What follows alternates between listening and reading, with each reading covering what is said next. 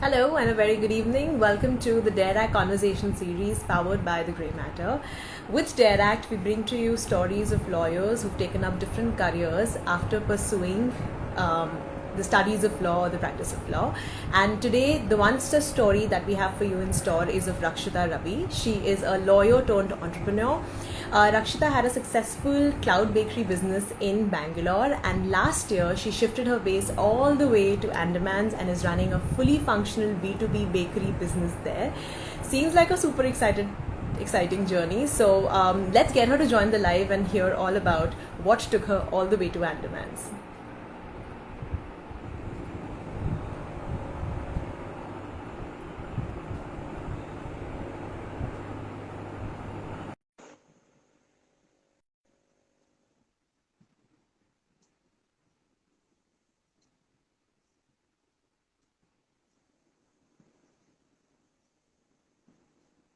Okay, I don't see you live, Rakshita. If you see me, I've sent you an invite.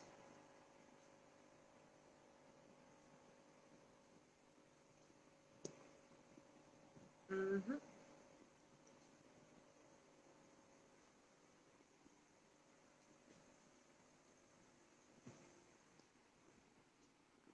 Second.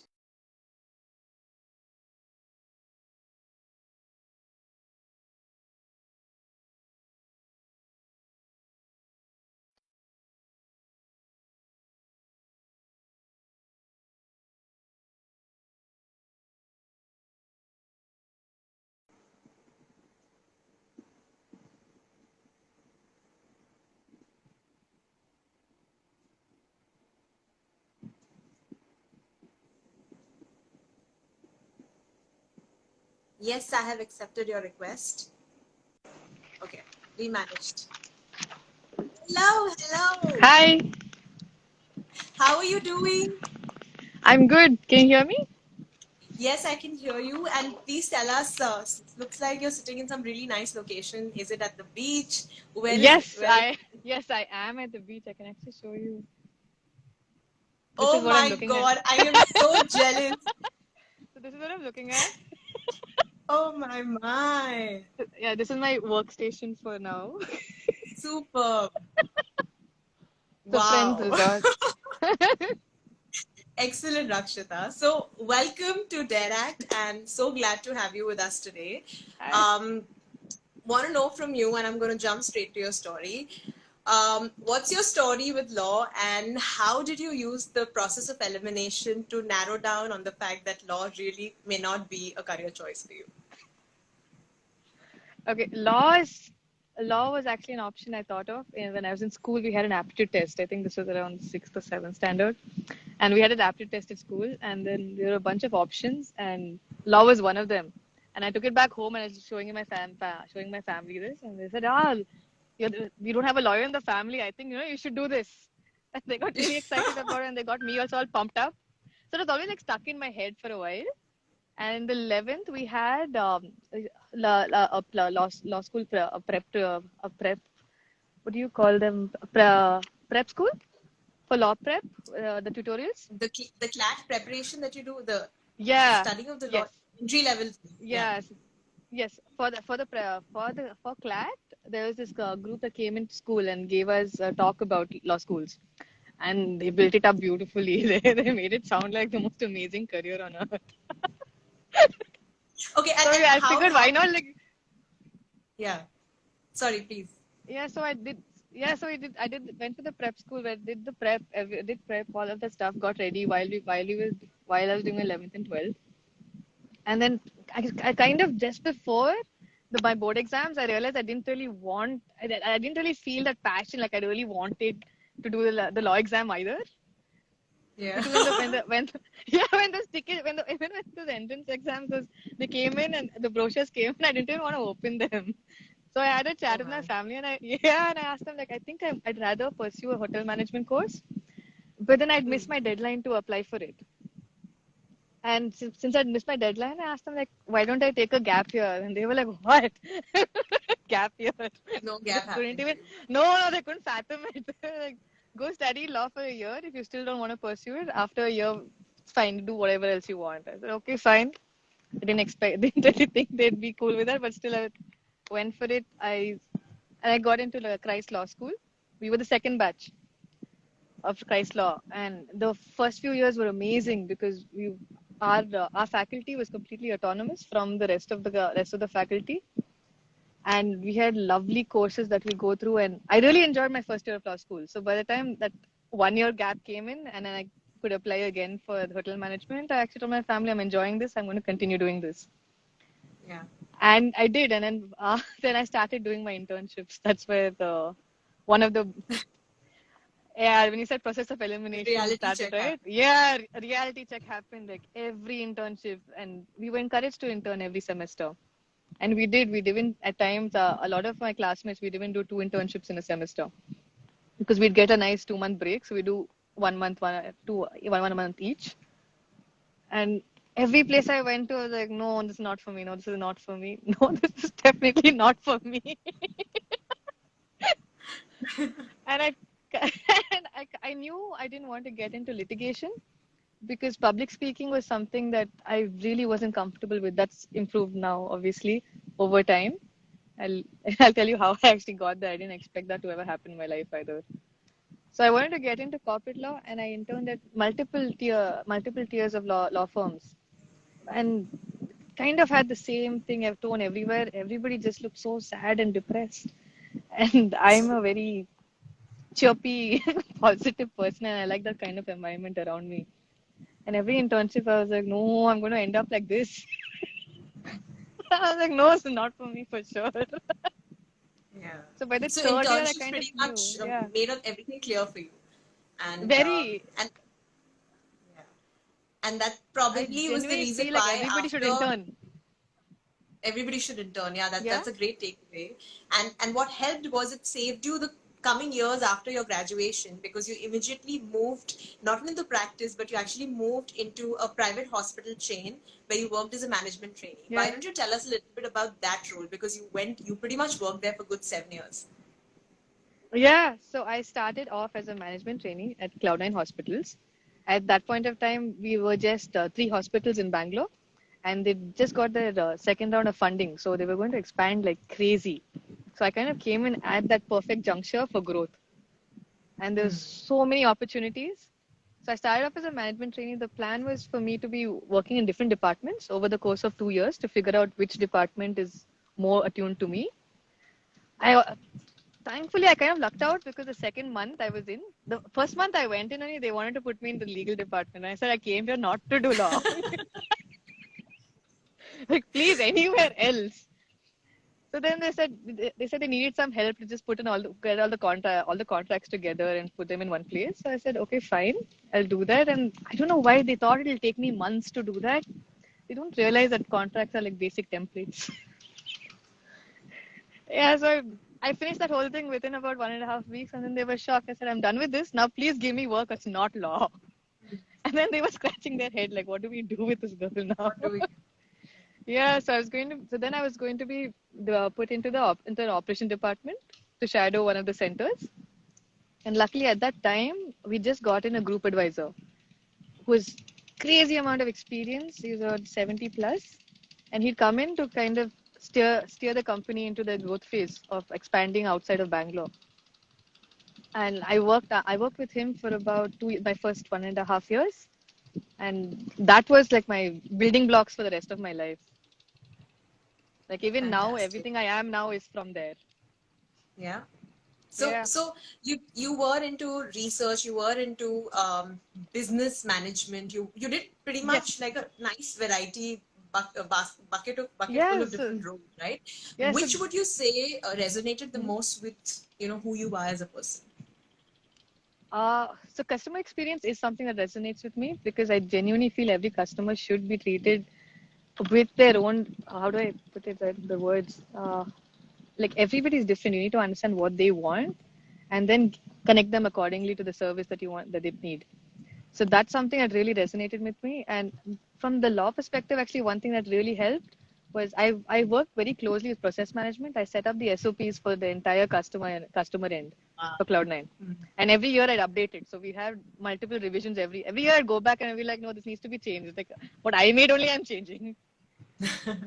That's brilliant. Yeah, Yeah. so Can that you can actually you came give from some law. that came in absolutely, and I think the skills that you learn at law school, It I really makes mean, a they stay difference. on for life, right?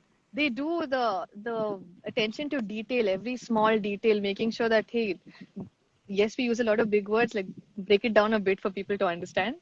Maybe that's something I learned out of law. Out of law. Because people wouldn't understand it, right?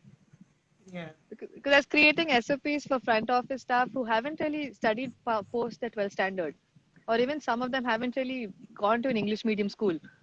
So how do you connect with them? How do you make sure they understand something that as simple as, hey, just welcome a customer when they come in, say hi, ask them what they want. Like even that, they'd be so uncomfortable, or even most of the time they're insecure to even approach somebody. So SOPs like that just build in a guideline and a safety net for them. Like, hey, I know what to do, Yeah.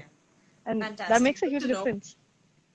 It does. And what I do want to know is after the 7 years that you spent in this organization, you finally decided to do a business, enter the business space all Yeah. by yourself. And what came up was the Cloud Bakery in Bangalore. Tell us what was the inspiration behind the Cloud Bakery and where, where, where all did it take you? What came through from that venture? So baking has been a passion of mine since I was a kid. I've always baked. Like all my friends from law school also knew I baked. They all get excited every time I Wow. bake something. And when I was working even at Cloud9, I tested that out for about one time of actually running a cloud kitchen at home, but it got too much with work and that. Then I realized, let me just focus on one thing, and I let it go. But it was only after, so I worked at Cloud9 for about 7 years. I worked in operations, process management, L&D. I led L&D, learning and development for the whole company for Pan India. Fantastic. And yeah, and then post that we also launched a few value-added services, as well as we were coming. I was actually planning to leave at one point when I felt like I learned all everything I could learn, and there wasn't more for me to learn there.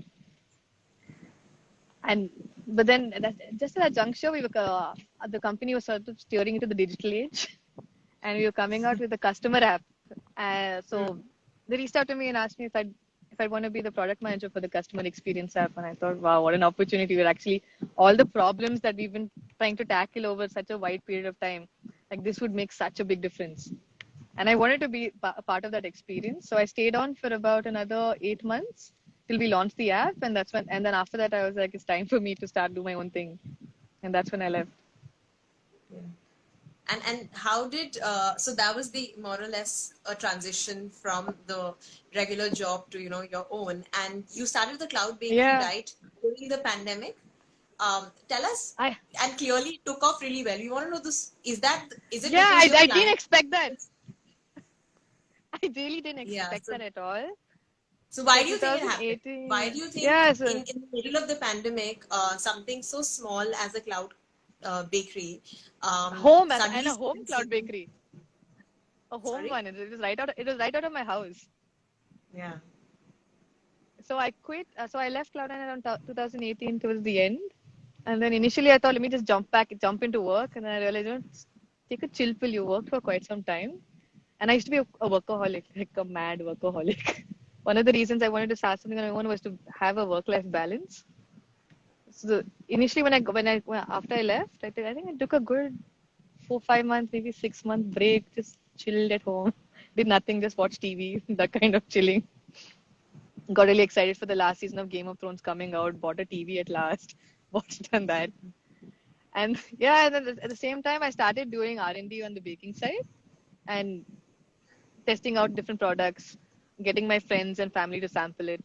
And then I realized that, hey, there is a market for this. Let me start doing this also on the side because my plan A was actually just to consult.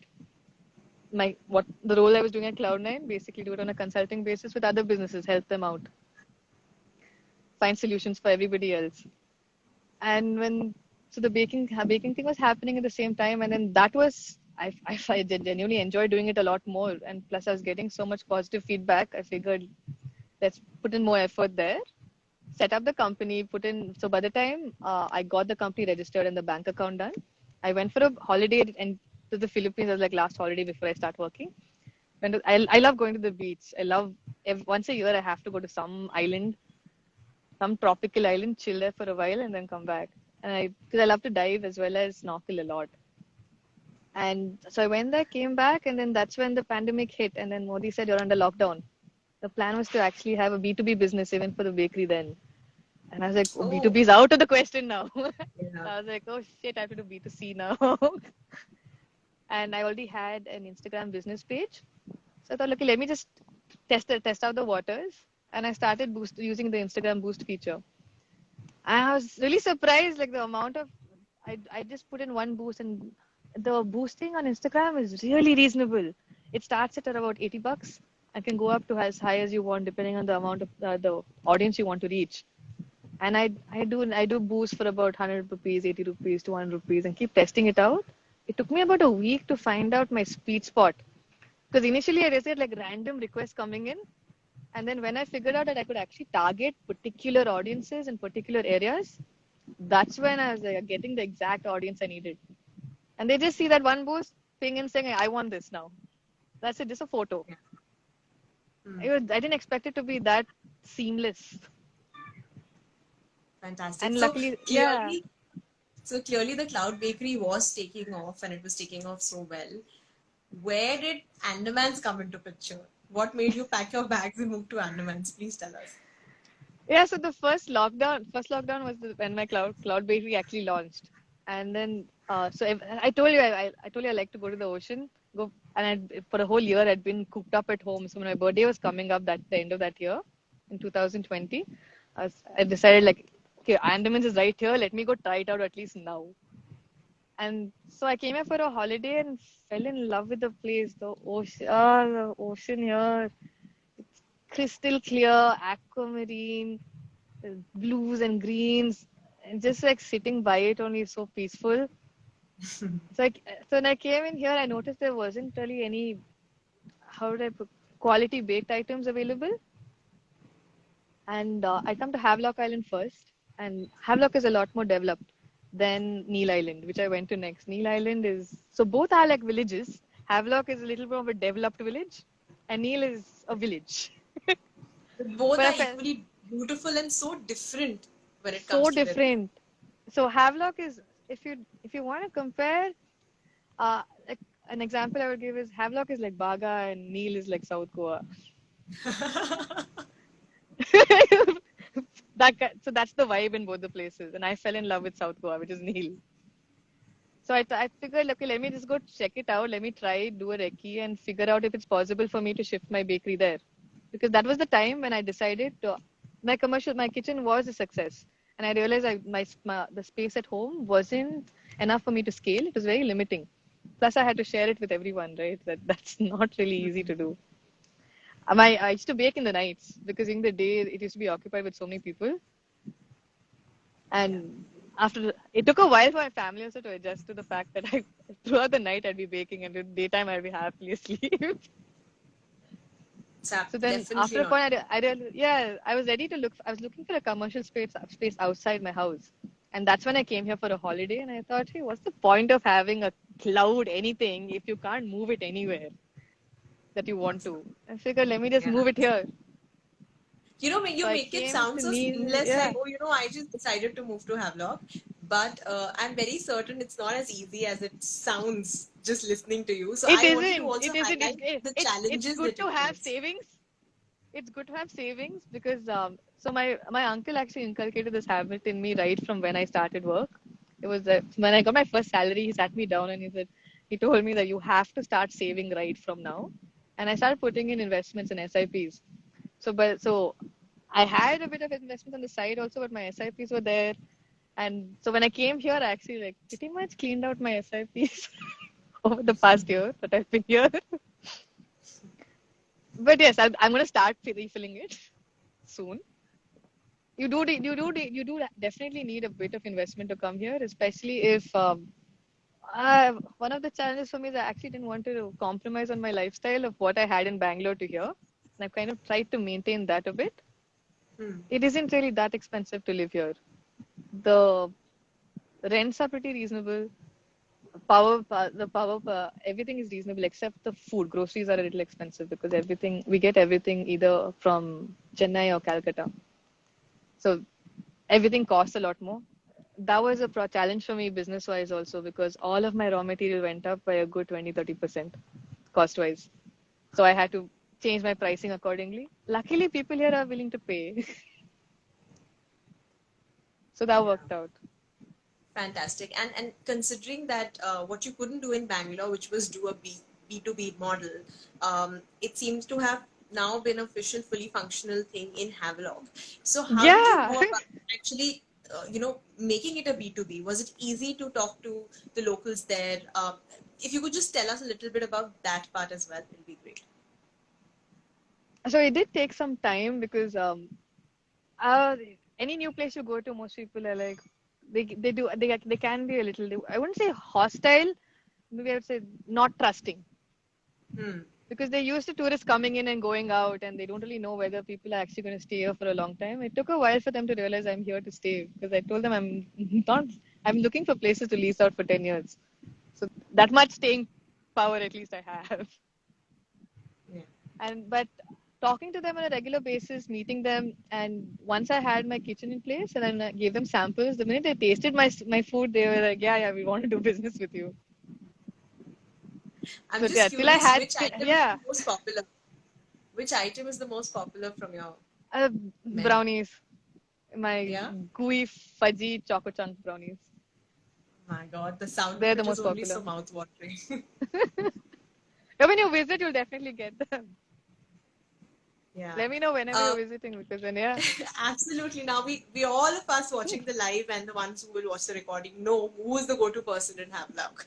And clearly a lot of people have said that they're Anytime, looking I'll hook you guys up. fantastic. So It's really reasonable. Sorry, it's it's cheaper to come here than go to Goa actually. when I went to, I'm sorry, I'm just deviating, but when I went to Andamans for a trip, I realized that I don't need to go to a Maldives or any other fancy international place because Yeah. Andaman's right here is gold. It's beautiful. So yeah, nice pick, Rakshita there. Yeah.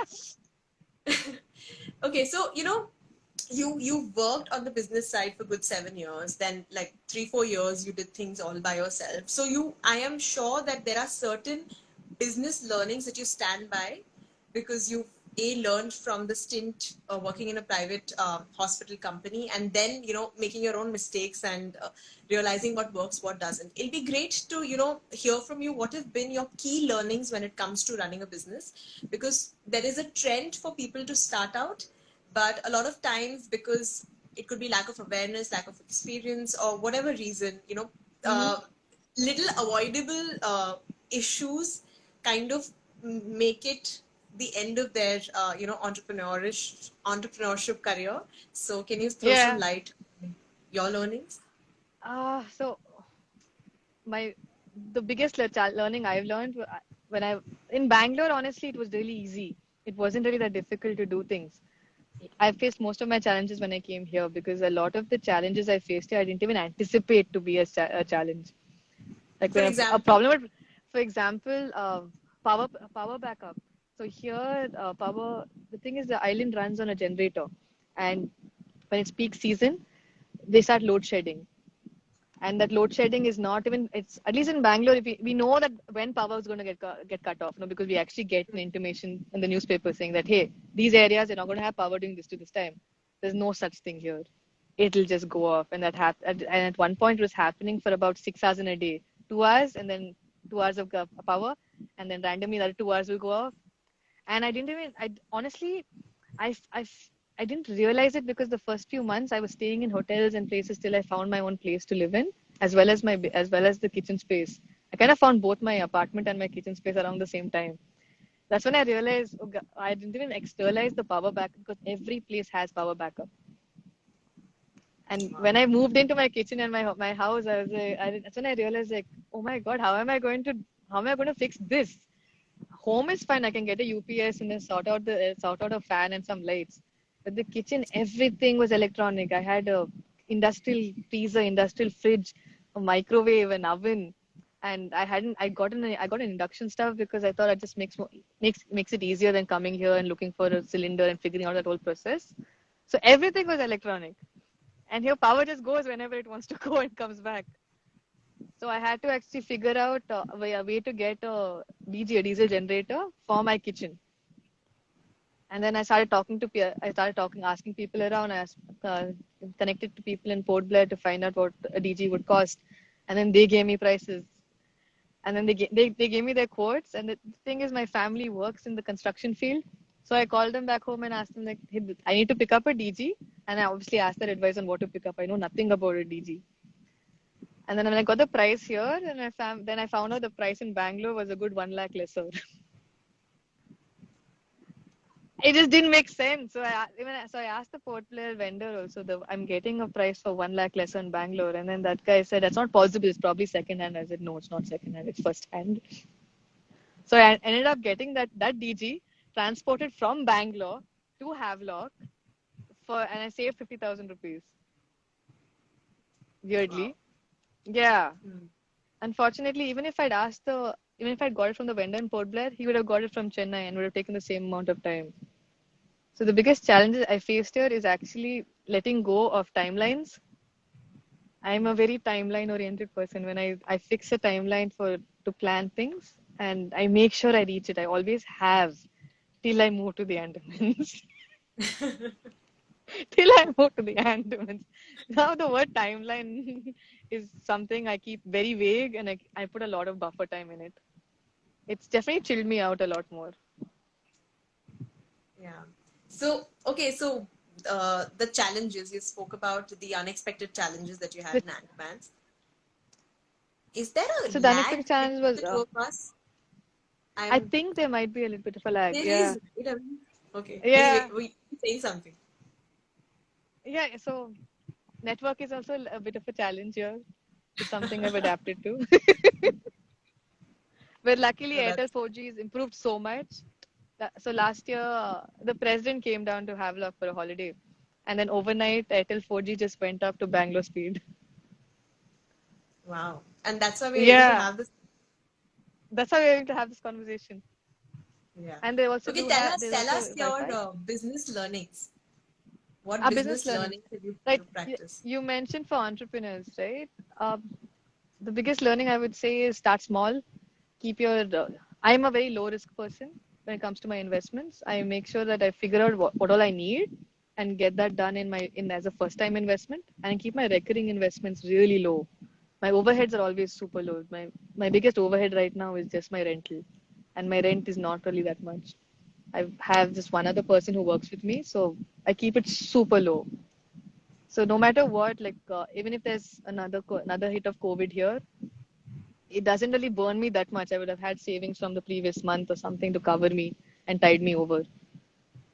So that would be my biggest learning. Keep your recurring capital very low. Something that you can manage. Even if you don't have business for 2 months, you should be able to manage. You should be able. It's like emergency Yeah. fund. Seriously, emergency fund. Like one of my friends was thinking of moving here, and then she said, "What do I have? Like, can I move there? Move there?" I said, "If you're planning to move here to live here, you better have funds to look after yourself for 6 months. Like, have that much in your savings and then come here. Otherwise, don't even bother." Yeah.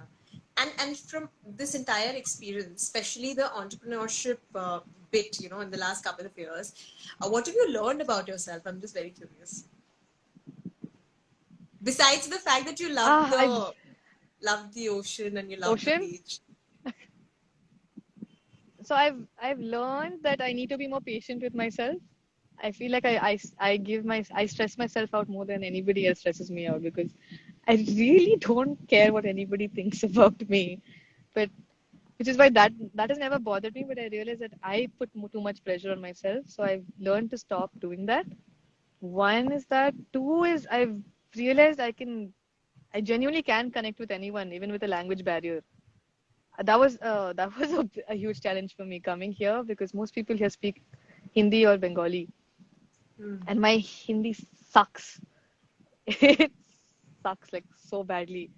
It's improved over the past years that I've been here, but yeah, I've realized I can pick up a new language if I really have to. Fantastic. And how they say, right, language is not really the way we humans connect. It's just one of the It ways, not all isn't. the way. It really isn't. You just have to keep an open mind and be open to possibilities and opportunities because there are so many opportunities here because there's so much scope for development that everywhere I look, I just keep seeing opportunity. I'm like, no, I'll keep this for later. Wow, Like, focus on one thing now. fantastic. And It's from another thing that I would love for you to answer is, do you have any piece of advice for law students and lawyers who may not be so sure about practicing the law, but they don't know what they want to do next? my advice would be intern somewhere else that's not law related. Like seriously, just go intern somewhere. Don't really focus on the fact that it's a paid internship. Do unpaid work. It's fine. Figure out what you love to do. At least by doing that, you'll figure out what you do not love to do. Yeah, that's So it's that's so definitely simple yet so powerful. yeah. It really is just that's just literally how I found my calling. Brilliant. And So this has been. So, are you saying something? I'm so sorry. There's such a yeah. lag that So I can't no, it's absolutely say. fine. Please, Rakshita. So when I meet people here and talk to them and I explain that I had a cloud bakery because the concept of a cloud bakery is alien to them. They hadn't even heard of a concept of a cloud bakery. And I told them my business ran on Instagram. I'm an Instagram business.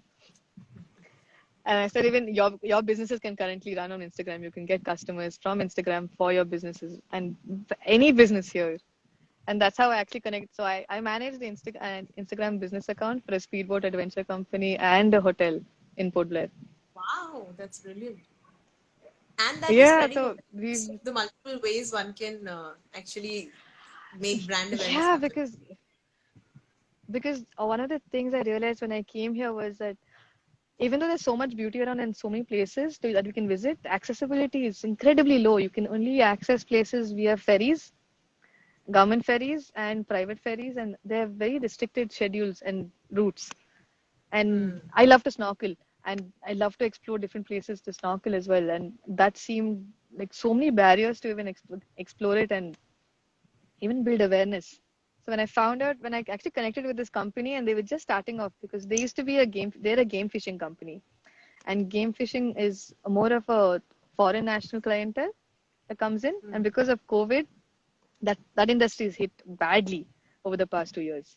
So they started expanding into a more of a more speed leisure boating, experience fishing, learn to fish while exploring offbeat areas that in the past I've been here for a year, but in the past 2 months I visited more places than I have over the past 1 year with the speedboat company. Wow, that's And amazing. and we're adding more and more trips. We're connecting up to places that otherwise people would take days to get to, or even the journey is so cumbersome that you won't even want to do it. In December, I went up to North Andamans with Digley. There's this place called Digleypur. It's beautiful.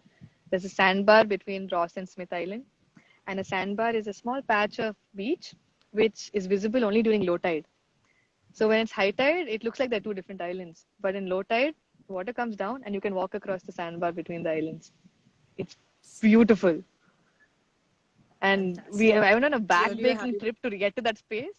Yeah. Ah. But now we're going to go by speedboat in 3 hours. Oh, is it? That's Yeah, right amazing. from Havelock. Really good, yeah. And just want to say thank you so much for joining us for this quick live.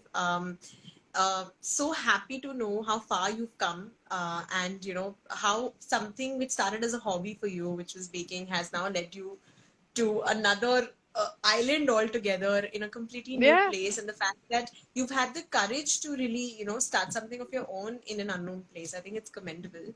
And we all wish you all the very best. And Thank you. for everyone who's watching, Rakshita is joined from her Instagram page, and please do go check it out. It's extremely tempting, the kind of pictures she puts up. And she also, like she mentioned, she also does social media consulting, right? Instagram primarily Instagram as a business. portal is what she Yeah. uses for a bunch of clients, primarily right now, based out of Andaman. So if that's something of interest, please go check that out as well. Good to meet you, Rakshita, and we wish you all the very best. Yeah, also, if anybody wants to come down to the Andamans, just give me a call and I'll help you plan your whole trip. So don't worry about that. Absolutely. DM her. Yeah. Thank you. Thank you very much. Have an excellent weekend. Thank you so much. Bye.